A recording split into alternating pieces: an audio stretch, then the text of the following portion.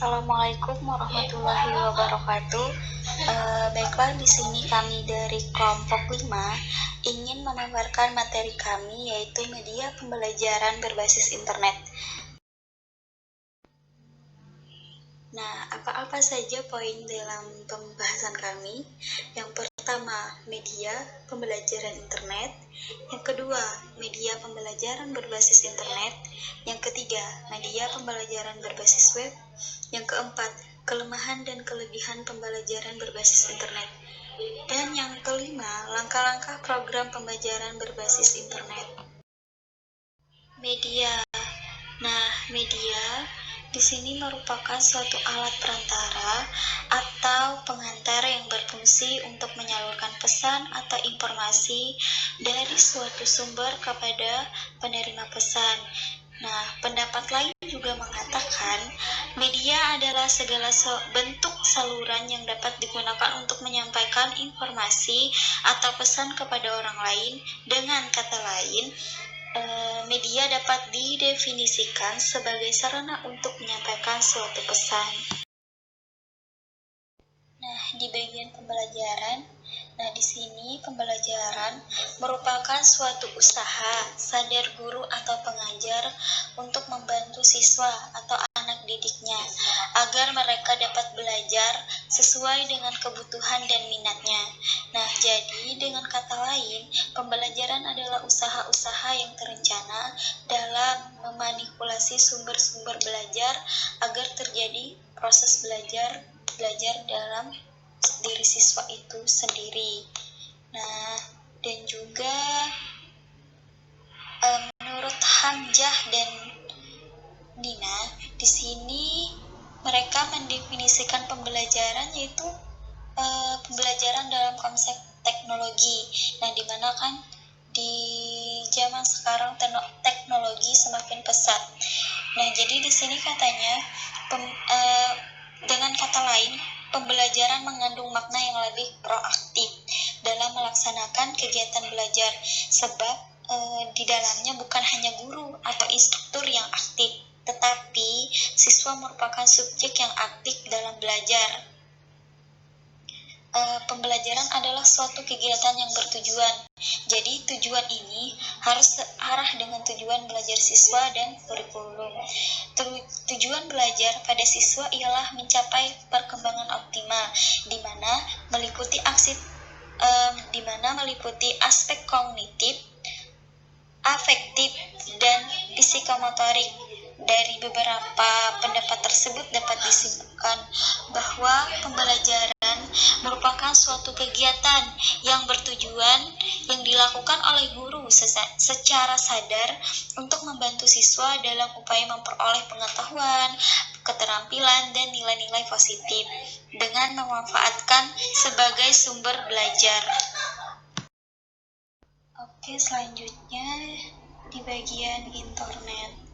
Internet merupakan sebuah jaringan komunikasi yang menghubungkan satu media elektronik dengan media yang lainnya, di mana standar teknologi pendukung yang dipakai secara global adalah Transmission Control Protocol atau Internet Protocol Switch, di mana merupakan protokol pertukaran paket yang digunakan untuk miliaran lebih pengguna yang ada di dunia. Nah, di sini kita tahu bahwa teknologi di zaman sekarang semakin pesat. Terlihat bagi kita bahwa teknologi informasi, khususnya di internet, memiliki peran yang sangat penting dalam setiap dimensi pendidikan, di mana internet memberikan kontribusi yang sangat besar di dalam membantu setiap dimensi yang ada untuk selalu mendapatkan informasi yang up to date. Jaringan internet merupakan salah satu jenis jaringan yang populer dimanfaatkan di kalangan kita. Karena internet merupakan teknologi informasi yang mampu menghubungkan komputer di seluruh dunia sehingga memungkinkan informasi dari berbagai jenis dan bentuk informasi dapat dipakai secara bersama-sama. Demikian juga dalam dunia pendidikan, Berkat adanya jaringan internet ini, maka dapat membantu setiap penyediaan jasa pendidikan untuk selalu mendapat informasi-informasi yang terkini dengan sesuai kebutuhan. Nah, di mana internet sebagai media pendidikan memiliki banyak keunggulan, tentu saja memiliki kelemahan. Nah, dan juga manfaat internet pada dasarnya tidak terlepas dari kekurangan-kekurangan yang ada, di mana hal ini sangat tergantung pada institusi pendidikan. Apalagi jikalau metode ini dipergunakan, maka akan berimplikasi pada ketersediaan sarana pendukung yang harusnya menunjang, ketersediaan jaringan internet yang harusnya memadai, dan juga serta perlu pula didukung oleh tingkat kecepatan yang memadai. Nah, selanjutnya akan dilanjutkan oleh teman saya. Baik, di sini saya akan melanjutkan pembahasan dari teman saya. Di sini saya akan membahas tentang media pembelajaran berbasis internet. Perkembangan teknologi informasi saat ini telah menjalar dan memasuki setiap golongan masyarakat. Salah satunya internet. Internet didesain sebagai salah satu alat untuk mempermudah komunikasi, karena komunikasi dilakukan secara interpersonal, misalnya email atau chatting, atau secara massal, yang dikenal one-to-many communication. Misalnya, mailing list. Internet juga mampu hadir secara real-time, audio-visual seperti pada metode konvensional dan adanya aplikasi telekonferensi. Berdasarkan hal tersebut, maka internet sebagai media pendidikan mampu menghadapkan karakteristik yang khas, yaitu sebagai media interpersonal dan massa, bersifat interaktif, memungkinkan komunikasi secara sinkron maupun asinkron. Nah, sebagai seorang guru, dalam menerapkan media pembelajaran berbasis internet, ada beberapa metode yang dapat dilakukan. Di antaranya yaitu diskusi, demonstrasi, problem solving, inquiry, dan discovery. Guru memberikan topik tertentu pada siswa, kemudian siswa mencari hal-hal yang berkaitan dengan hal tersebut dengan mencari atau download dari internet. Guru juga dapat memberikan tugas-tugas ringan yang mengharuskan siswa mengakses dari internet.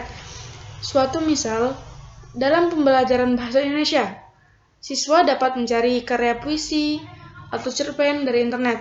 Siswa juga dapat belajar dari internet tentang hal-hal yang up-to-date yang berkaitan dengan pengetahuan. Nah, jadi itu merupakan media pembelajaran berbasis internet.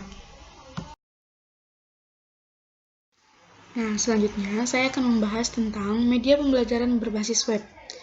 Web biasanya disebut juga dengan web page, sedangkan halaman utama dari sebuah web biasanya disebut homepage. Web page adalah dokumen yang ditulis dengan format HTML atau Hypertext Markup Language yang hampir selalu bisa diakses melalui HTTP, yaitu protokol yang menyampaikan informasi dari server web untuk ditampilkan kepada para pemakai melalui web browser. Sebuah website dapat diakses melalui browser, yaitu perangkat lunak untuk mengakses halaman-halaman web. Software atau program browser yang dapat digunakan untuk mengakses halaman web tersebut adalah seperti Internet Explorer, Mozilla Firefox, Opera, serta Chrome dan lainnya. Lu Mutasri menjelaskan bahan ajar berbasis web adalah bahan ajar yang disiapkan, dijalankan, dan dimanfaatkan dengan media web.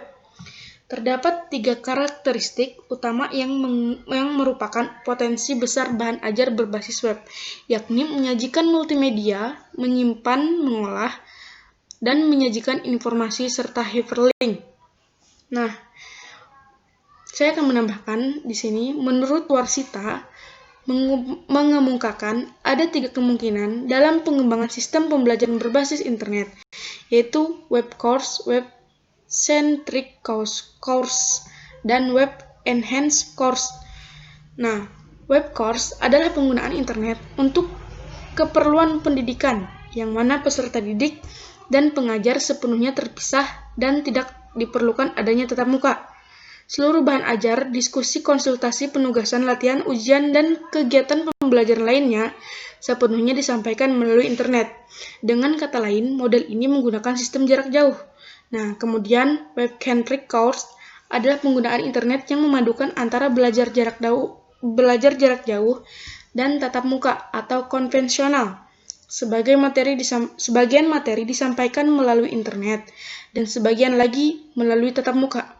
Fungsinya saling melengkapi. Dalam model ini, pengajar bisa memberikan petunjuk pada siswa untuk mempelajari materi pelajaran melalui web yang telah dibuatnya. Nah, berikutnya, Web Enhanced Course adalah pemanfaatan internet untuk menunjang peningkatan kualitas pembelajaran yang dilakukan di kelas. Fungsi internet adalah untuk memberikan pengayaan dan komunikasi antara peserta didik dengan pengajar, sesama peserta didik, anggota kelompok, atau peserta didik dengan narasumber lainnya. Oleh karena itu, peran pengajar dalam hal ini dituntut untuk menguasai teknik mencari informasi di internet, membimbing siswa mencari dan menemukan situs-situs yang relevan dengan bahan pembelajaran. Selanjutnya, adapun kelebihan dan kelemahan pembelajaran berbasis internet. Kelebihannya yaitu pembelajaran jarak jauh learning memungkinkan pembelajaran untuk menimba ilmu tanpa harus secara fisik menghadiri kelas. Learning dapat mempersingkat jadwal target waktu pembelajaran. Learning menghemat biaya yang harus dikeluarkan oleh sebuah program studi atau program pendidikan. Sedangkan kelemahannya, instruktur internet masih terbatas dan mahal, keterbatasan dana, dan budaya baca kita masih lemah. Guru banyak yang belum siap menggunakan metode learning dan masih belum siap terampil menggunakan fasilitas seperti video dan komputer. Bagi orang yang gagap teknologi, sistem ini belum siap diterapkan. Baiklah, di sini saya akan melanjutkan pembahasan dari teman saya, yaitu langkah-langkah program pembelajaran berbasis internet. Nah, ada pun langkah-langkah penyusunan program sistem pembelajaran berbasis internet. Yang pertama, perencanaan awal. Nah, di mana perencanaan awal ini mengidentifikasi tujuan, kebutuhan dan masalah yang muncul dalam pembelajaran.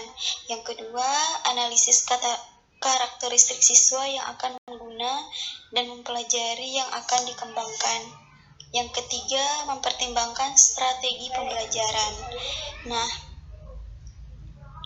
di mana lagi kita menyikapi materi. Nah, menyikapi materi. Pertama, menguasai materi dan metodologi pengajaran. Yang kedua, menguasai prosedur pengembangan media. Yang ketiga, menguasai teknik pemrograman komputer.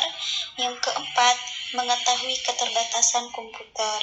Nah, jadi selanjutnya di bagian mendesain paket program pembelajaran.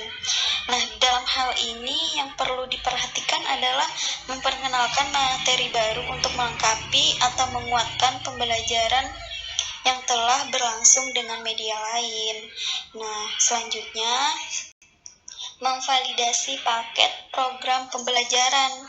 Nah, di mana memvalidasi paket program membuktikan validitasnya secara empiris lewat uji lapangan pada paket program yang dikembangkan. Paket program yang diuji cobakan dengan memilih stempel yang lebih representatif. Nah, di mana program pembelajaran perlu juga diperhatikan. Yang pertama, kebenaran bahan ajar. Yang kedua, ketepatan antara program dengan populasi penggunanya. Yang ketiga, kesederhanaan program. Yang keempat, efisiensi penggunanya. Yang kelima, reliabilitas. Oke, berdasarkan pemahaman di atas, maka nampaklah bagi kita bahwa internet pada dasarnya memiliki peranan yang cukup besar dan sangat penting dalam pengamanan media. Namun hal ini juga perlu ditunjang oleh ketersediaan sarana-sarana yang mendukung, serta kesiapan pendidikan dan peserta didik untuk beradaptasi dengan teknologi internet. Dan apalagi di zaman sekarang teknologi begitu pesat. Pada dasarnya juga internet memberikan kemudahan bagi kita di dalam mengembangkan pendidikan dan pengajaran. Kehadiran internet untuk saat ini sudah menjadi kebutuhan bagi siapapun, tidak terbatas hanya pada pelaku bisnis, namun hal ini juga untuk merambah dalam berbagai bidang, terutama di bidang pendidikan.